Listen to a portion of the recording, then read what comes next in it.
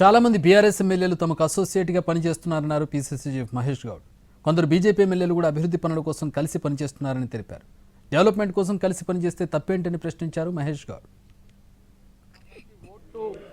అడుగుపెట్టిన దుస్థితికి పోయినారంటే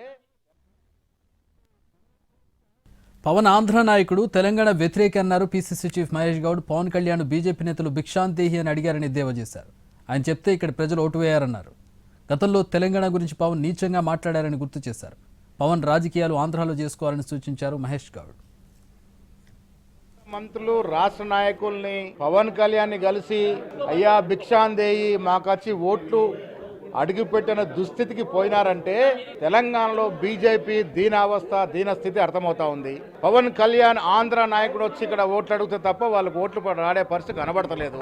యాజ్ గా బీజేపీని తెలంగాణలో ఆదరించే పరిస్థితి లేదు. తెలంగాణ ప్రజలు విఘ్నులు.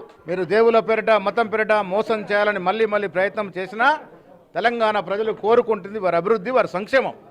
ఆ సంక్షేమం, ఆ అభివృద్ధి కాంగ్రెస్ పార్టీ పరిపూర్ణంగా ఇస్తుంది. కాబట్టి ఇవాళ 90% పైగా మున్సిపాలిటీ కాంగ్రెస్ వైపు చూస్తూ ఉన్నాయి. కాబట్టి ఆ భయంతో ఇవాళ పవన్ కళ్యాణ్ లాంటి సినీతారుల్ని బీజేపీ నాయకులు పోయి అడుక్కునే పరిస్థితి వచ్చింది.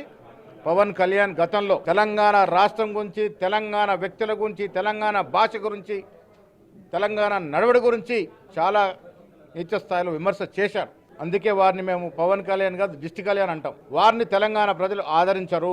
పవన్ కళ్యాణ్ ఒక మాటల్ని తెలంగాణ ప్రజలు నమ్మరు. వారి రాజకీయాలు చేసుకుంటూ ఆంధ్రాలో చేసుకోవాలి, కానీ తెలంగాణలో వారు నమ్మే పరిస్థితి లేదు.